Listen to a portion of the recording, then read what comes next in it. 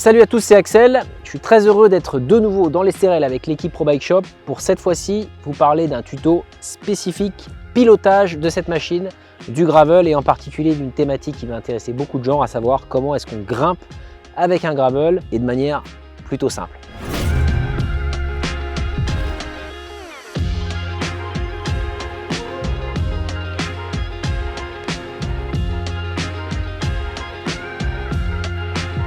Pour commencer ce tuto, je vais déjà vous faire deux rappels essentiels pour le pilotage du gravel. C'est bien sûr de contrôler les pneumatiques que vous allez emporter sur votre aventure en gravel.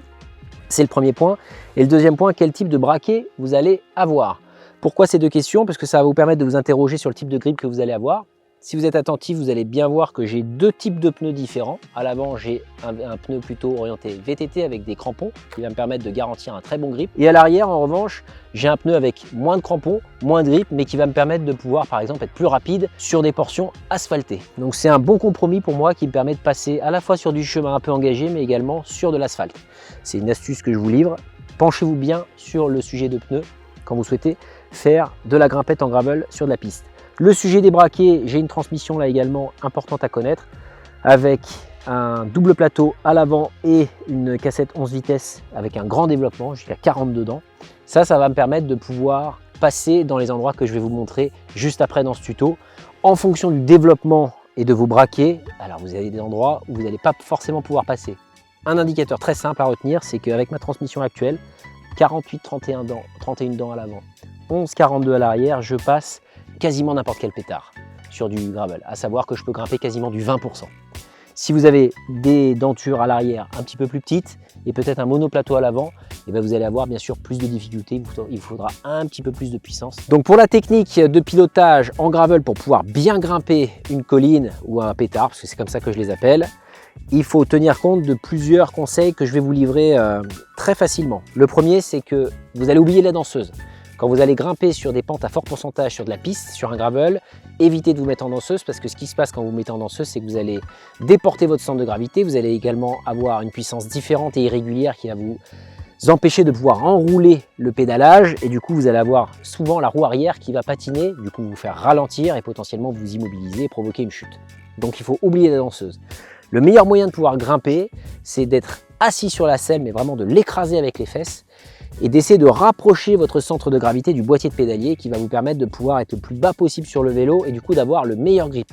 Le fait d'être bien assis sur la selle et de vraiment s'enfoncer sur le vélo, ça va vous permettre également de maximiser le grip sur l'arrière de votre machine et bien sûr de limiter la perte d'adhérence qui va vous faire perdre de la vitesse.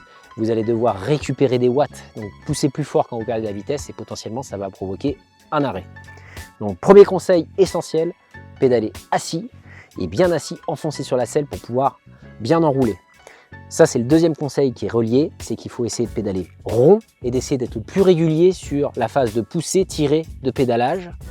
Donc de bien travailler, là je parle pour les routiers, sur la cadence, mais également sur la capacité de pouvoir pousser, tirer de manière régulière et souple. Le troisième conseil que j'ai envie de partager avec vous, c'est bien sûr la position que vous allez avoir sur le cintre, de serrer fortement votre cintre. Idéalement, alors ça c'est une technique personnelle, moi j'aime bien le saisir sur la partie supérieure, pas sur les cocottes ni sur le bas du drop, mais vraiment sur la partie supérieure pour pouvoir après faire un mouvement de coude, de rapprochement du coude qui va me permettre encore une fois de me recroqueviller vers l'intérieur et de rapprocher mon centre de gravité sur le boîtier de pédalier pour pouvoir utiliser au maximum ma puissance avec le meilleur rendement possible. Avec mes fesses bien posées sur la selle, ma cadence de pédalage tirée-poussée régulière et en même temps ma position de main sur le cintre fermement serrée et faire ce système de basculement des coudes vers l'intérieur en utilisant un peu les triceps, ça va me permettre de pouvoir passer en force puisque dans le pédalage en ascension sur le gravel, il va falloir faire preuve de force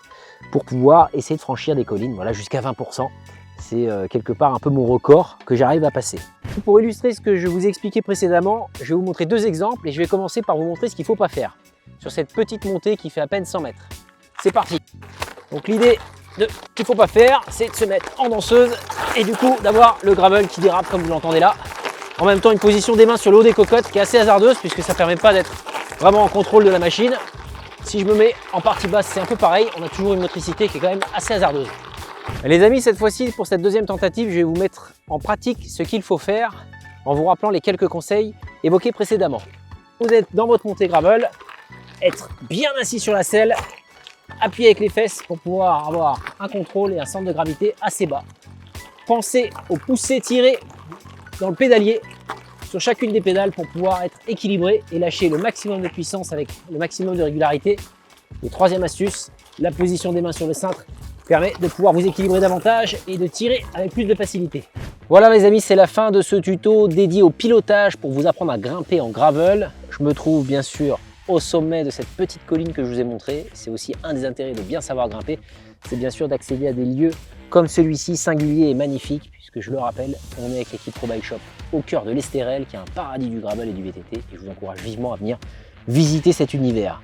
En tout cas, je vous donne rendez-vous pour un prochain tuto pilotage très prochainement. Pensez bien sûr à la rubrique commentaires si vous avez des questions à poser, puisqu'on se fera un plaisir avec l'équipe Pro Bike Shop d'y répondre. Et bien sûr, ne partez pas sans vous abonner à cette chaîne, puisqu'il y aura d'autres tutos à venir. À la prochaine, salut!